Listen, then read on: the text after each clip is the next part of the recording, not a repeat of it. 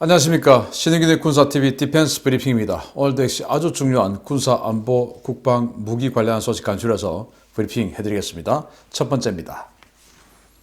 지난 1월 20일 조 바이든 행정부가 들어섰음에도 불구하고 미국의 멕시코 국경 지역에는 장벽이 파괴되거나 이민자가 급증하는 등 그 어떤 변화도 없습니다. 트럼프가 만들어 놓은 안전장치가 바이든의 손을 묶고 있다는 소식입니다. 멕시코 국경을 개방하고 이민자를 받으라는 조 바이든의 행정명령이 있었음에도 불구하고 불법 이민자들이 국경을 넘지 못하는 것은 트럼프가 퇴임 직전 몰래 쳐놓은 장치 때문이었다고 AP통신이 보도했습니다. 트럼프 전 대통령은 퇴임 직전 텍사스는 물론 애리조나, 인디애나, 루지애나 등 9개 주와 은밀히 협정을 체결했는데요. 이 협정 때문에 바이든의 행정명령은 서명 이후에도 그 어떤 효력도 발휘하지 못하고 있습니다. 트럼프 전 대통령이 각 주정부와 체결한 이 비밀협정은 국경 및 이민 정책과 관련하여 연방정부의 정책이 변경될 경우에 연방정부는 최소 180일 이전에 주정부에 통보해야 하며 180일간 다시 주정부와 협의해서 주정부의 동의를 얻어야 한다라는 내용이 담겨 있습니다. 이 협정 때문에 지난 1월 26일 텍사스주는 바이든 행정조치 집행중단 가처분에 대한 소송에서 법원에서 승소 판결을 받아냈는데요. 이후 9개 주 역시 잇따라 연방법원에 소송을 내며 바이든의 이민 관련 행정명령을 무력화시키고 있습니다. AP통신에 따르면 트럼프가 자신의 정책을 바이든이 뒤집을 수 없도록 하는 안전장치를 9가지 이상 마련해 놓았다고 하는데요.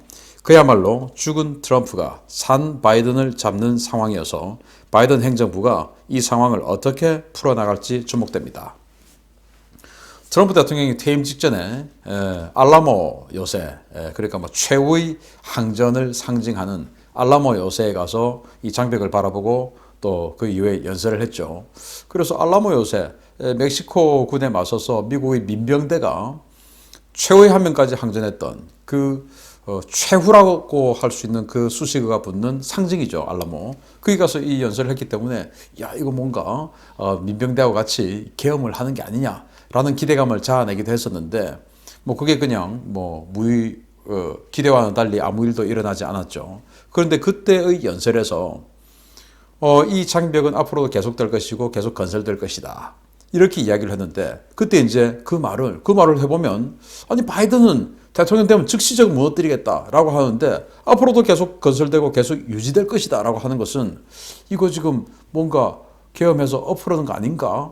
이제 이런 예상을 했었는데 지금 와서 보니 APA 보도에 따르면 9개 주와 비밀 협약을 체결해 놓았다는 겁니다. 이제 뭐 텍사스, 애리조나, 인디애나, 루지애나 뭐 이런 등등 이 9개 주인데 그러니까 이민 관련한 뭐 중요한 그러니까 뭐 어떤 협상의 내용 중에서 당시 연방정부와 주정부가 체결을 합니다.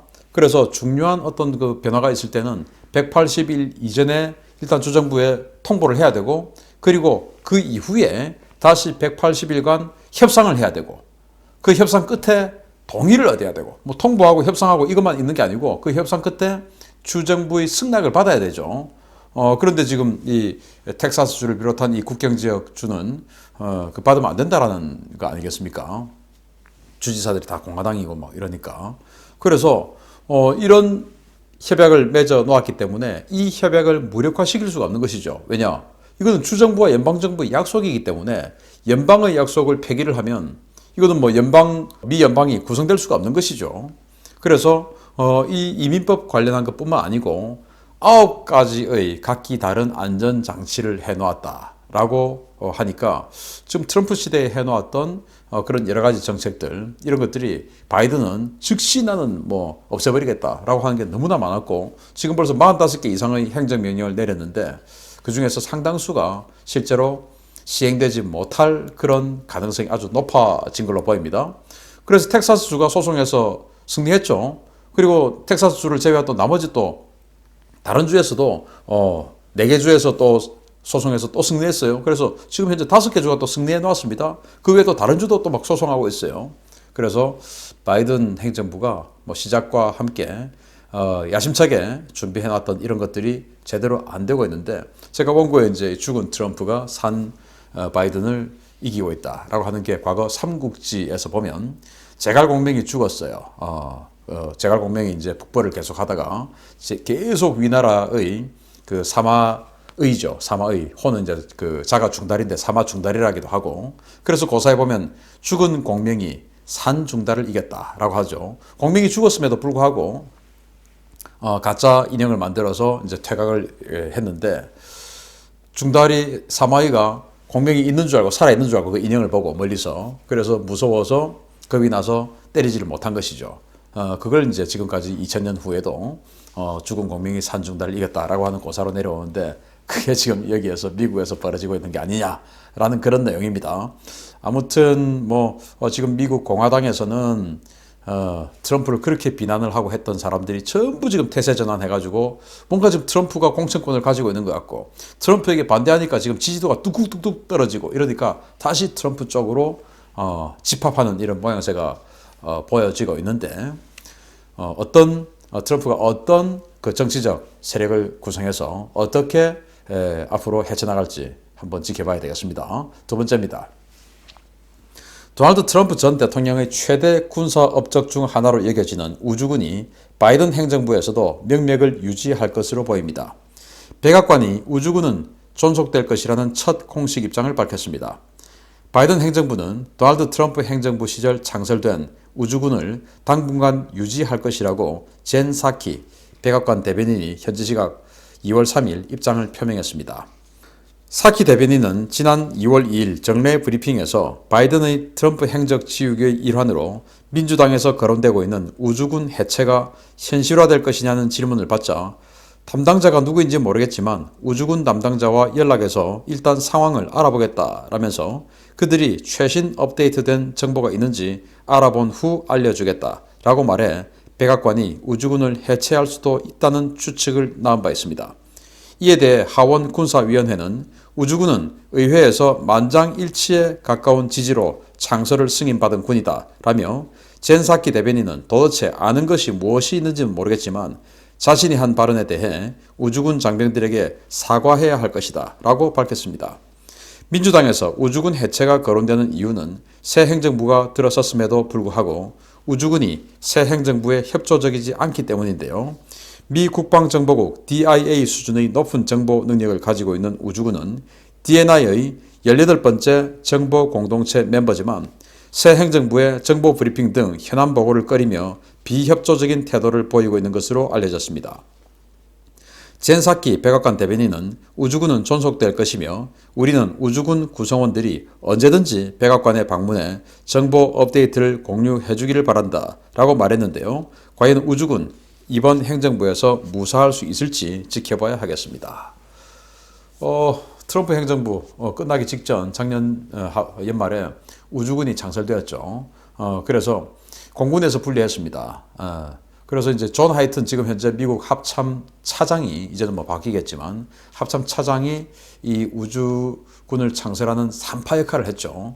그래서 그 위성들은 전부 공군에서 통제하니까 그 위성을 전부 이제 우주군에서 이렇게 통제하기로 하고 위성을 다 가지고 있으니까 당연히 정보가 엄청나게 많겠죠. 그러니까 지금 이제 DNI의 18째 정보 공동체 멤버로 들어갔는데 그 많이 가지고 있는 그 정보를 지금 이 정부에 잘 안 준다라는 거예요.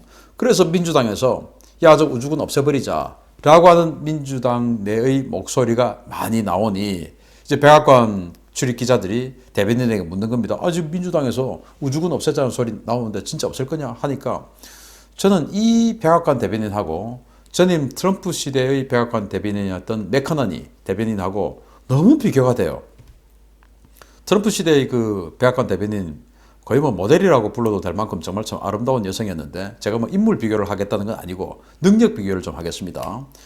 그 맥커너니 대변인 같은 경우는 이제 누가 질문을 하면 자신이 모든 정책을 다 파악하고 대통령의 의중도 자기가 다 파악하고 해서 대통령에게 누가 되지 않도록 왜? 대통령하고 모든 정보를 공유하고 있어야 되니까 그 정보를 다 가지고 그 기자들의 질문에 자기가 다 대답을 합니다. 그러면서 이른바 뭉개버리기도 하고 기자들하고 설전을 벌이기도 하고 그렇게 해나갔어요. 그런데 이 대변인은 아는 게 없어요. 뭐 말만 하면 제가 알아보고 나중에 따로 연락드릴게요. 이렇게만 하고 있는 거예요. 이걸 가지고 CNN이나 뉴욕타임즈 같은 데는 어떻게 하냐. 드디어 정상으로 돌아왔다. 마녀가 사라졌다. 이러는 겁니다. 아니 대변인이라는 사람이 뭐 물어보면 그 자리에서 탁탁탁탁 나와야 되지. 제가 알아보고 지금 뭐 누가 담당자인지 모르겠지만 아니 지금 대변인 된 지 벌써 열흘이 지났으면 하나의 군, 우주군의 그 대변인 거기도 대변인이 있습니다. 하고 소통 채널도 지금 모르고 전화번호도 모르고 누군지도 모르겠다. 그 말 아닙니까? 누군지 모르겠지만 담당자가 누군지 모르겠지만 제가 찾아서 알아보고 나중에 연락드릴게요. 이런 소리나 하고 있으니까 이제 하원 군사위원회에서 젠 사키 대변인 당신이 아는 게 도대체 뭐가 있는지 모르겠죠. 왜? 매사에 그러고 있으니까. 그러나 그 우주군은 의회 전체에서 만장일치에 가까운 투표로 창설이 된 군대인데 왜 그거에 대해서 지금 뭐 없애니 많이 이런 소리를 하고 그에 대해서 또 잘 모르는 듯이 이야기하냐. 당신네들 우주군 장관들에게 사과해라. 사과해야 된다. 라고 주장하는데 그 말 맞죠. 아무튼 이 우주군이 정보를 제대로 주지 않는 거 뭐 이거에 대해서 제가 왈가왈부하고 싶지는 않습니다. 어쨌든 그렇다고 해서 밉다고 해서 군대를 해체시켜야 된다. 라고 하는 이런 폭력적인 의회. 이건 뭐 폭력이죠. 폭력적인 의회. 지구 반대편에 있는 어느 나라하고 비슷한 것 같네요. 마치겠습니다. 감사합니다.